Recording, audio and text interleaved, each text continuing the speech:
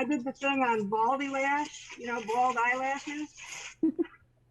And here's my Wonder Wiki Whites.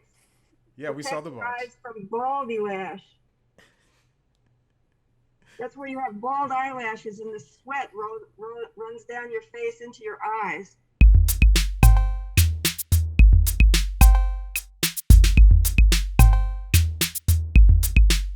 All right, Joe. So I saw that. I watched the special.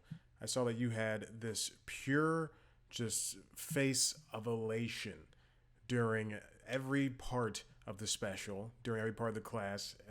How how did it feel seeing these people go up there and do these jokes for the first time? It was so exciting. It was because we've only been on Zoom, so there's like a little bit of a element it's great to see people on Zoom, but there's an element that's missing, and it feels so cool to see people succeed in real life. And Teresa, for you, how did feel doing those classes feel? Especially after it in the special, it felt so expedient, but to you, I guess these lasted for a while. So what was that like for you to go through the class stage and then go into the final stage of actually doing the jokes in front of a crowd? Well, I love Jo's type of humor, and I love how she conducts the class. So um, it seemed like a natural progression. And I can tell you, I never realized how much I love to laugh until I started taking Jo's class. Uh, it's just miraculous. That's all I can say. And so it felt pretty natural to go from being on Zoom to being in person. There were 16 of us, and everybody is so different and so funny in a different way. Hmm. Yeah, I agree. Joe, I liked you were very humble around them. You're very like you didn't try to upstage them. You're a very good comedy teacher. Oh, Um, thanks.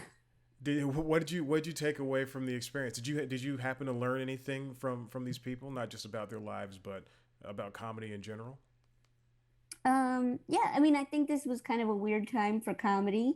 The last kind of year and a half has been pretty hard for people that are used to performing live to not perform live anymore.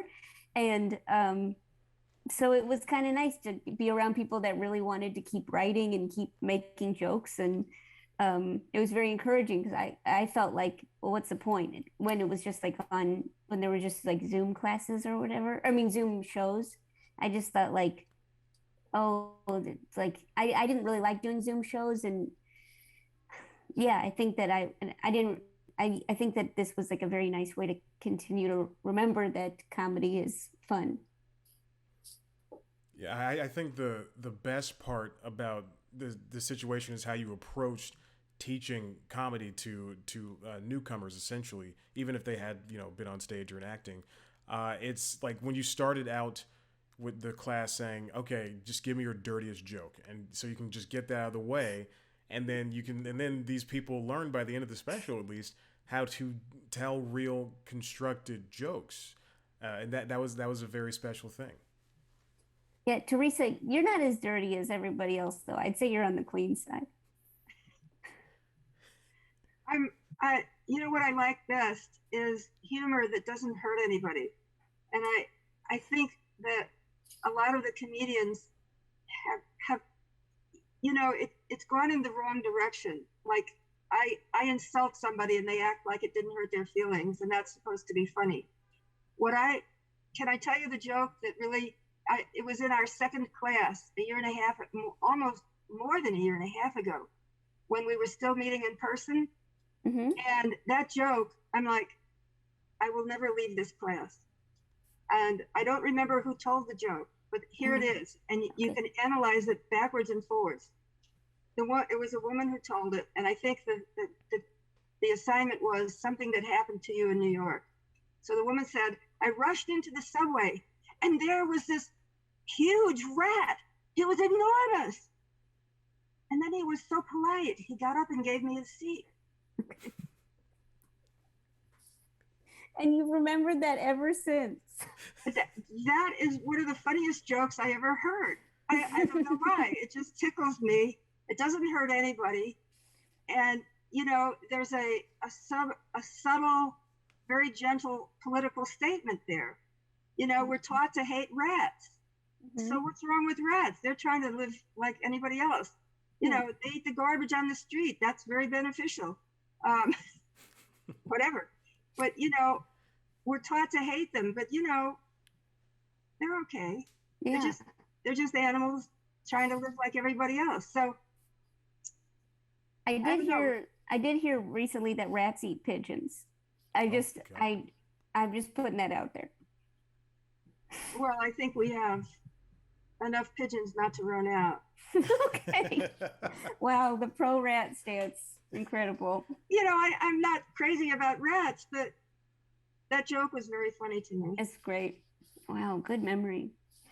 Teresa, what are you using any of this? What you've learned from the comedy class in real life? Do you still want to go do open mics or anything? Do you still want to chase that dragon? I would if it wasn't for the pandemic. I have lung issues from being exposed to asbestos a long time ago, and you know, getting any kind of COVID on top of that would probably not be good for me. I mean, I'm the one that was wearing the mask the time that we were shooting the film. That's right. You were wearing three masks and you taped them down. Okay, all right. Now I was trying to I, place your face and I I couldn't. yeah, I had tape to make sure, because I'm really short, that none of the COVID would come in. I heard the rats. They were actually passing COVID. They would pass it from the subway cars. They would offer you seats and then just cough on you. Well, I haven't met one of them. Now, Wow. what was the party bus? The party bus experience. I really enjoyed that aspect of people just getting on a bus a couple of hours before showtime and hanging out, enjoying their really warm, sparkling cider. Mhm. Whose idea was that, Joe? And Teresa, did you enjoy your experience with that? Was that fun for you? Well, I loved everything. I loved it from the first time Joe said we might be able to do this. I I just had a good time every single thing. Wow. I think you get the positive attitude award for sure. The the party bus was our director Julie Miller's idea, but it was yeah, it was pretty glorious. Everybody we thought that maybe once everybody came on the bus, like it might take some like coaxing to get everybody in the right mood. But somehow the party bus really set everybody off in this direction of like really going hard. It was beautiful. and I want to get to my last couple of questions here. Teresa, for show night, how did you feel going up on show night? Like, were there any nerves? Were you ready? Were you prepared? Did you feel like you were able to go in front of this crowd and do your 5 minutes? Um, well, I haven't seen the final cut of the film, so I don't know what to say. But I did have a little brief 2-second freak out while I was starting my monologue. I hope they cut that. But Did you did you really? I didn't notice that. you didn't notice that? Good. I noticed. But I'll show you my prop. Hold on. Um, Mm. I did the thing on baldy lash, bald eyelashes. And here's my Wonder Wiki White. Yeah, we saw the Protect box. eyes from baldy lash. That's where you have bald eyelashes and the sweat runs down your face into your eyes because you don't have enough eyelashes. So, no, I think once I got started, I was just having a good time. And Amazing. Joe, do you have any parting words for any future elderly veterans, older veterans of comedy?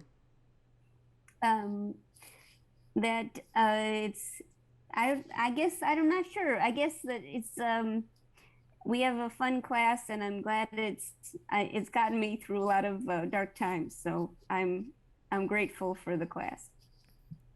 That's so sweet. Well, thank you guys. Thank you, Joe. Thank you, Teresa. I really appreciate Thank it. you, Chad. It was lovely talking to both of you. Well, Thank you thanks so for much. having us on your podcast and your website. We really appreciate it. Of course. You guys have a wonderful rest of your week, and good luck with everything else. Thank you. You Thank too. you. Bye. Okay, Bye. bye.